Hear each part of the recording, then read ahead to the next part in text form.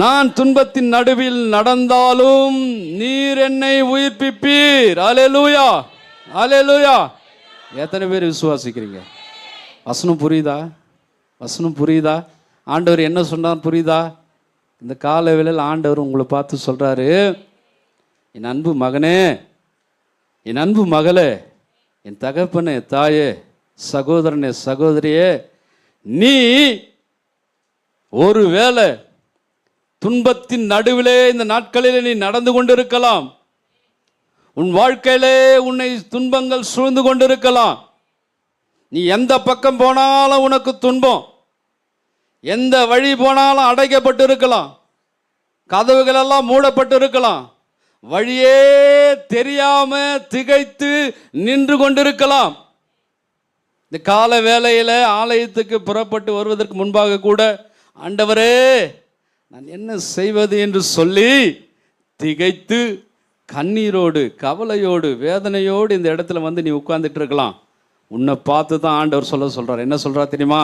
நீ துன்பத்தின் நடுவிலே நடந்தாலும் என் அன்பு மகனே, என் அன்பு மகளே, நீ உயிர்ப்பிக்கப்படுவ, உன்னை உயிர்ப்பிப்பேன். அல்லேலூயா. ஆண்டவர் கொடுக்கிறதான ஒரு வார்த்தை பாருங்க, தீர்க்க தரிசனமாக சொல்றாரு. இந்த கால வேளையில் வேதனையோடு இருக்கிற என் மகனே, நான் உன்னை விட்டு விலகிட்டேன்னு நினைக்கிறியா?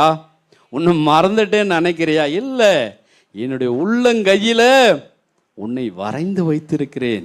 நான் ஒருபோதும் உன்னை மறப்பதில்லை. உன் பேர் சொல்லி அழைத்த தேவன் நான் அல்லவா? உன்னை அழைத்தவர் நான் அல்லவா? நான் எப்படி உன்னை மறப்பேன்? ஆண்டவர் சொல்றாரு எப்ராஹிமை பார்த்து, எப்ராஹிமே, உன்னை எப்படிப்பா நான் மறப்பேன்? உன்னை எப்படி நான் கைவிடுவேன்?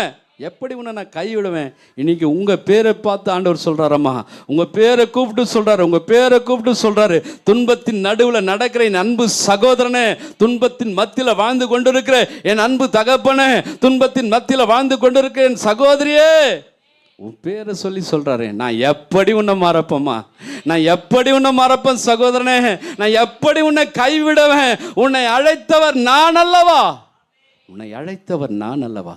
நான் மறப்பேனோ, மறந்து போவேனோ? ஒரு நாளும் ஒருபோதும் மறந்து போக மாட்டார்.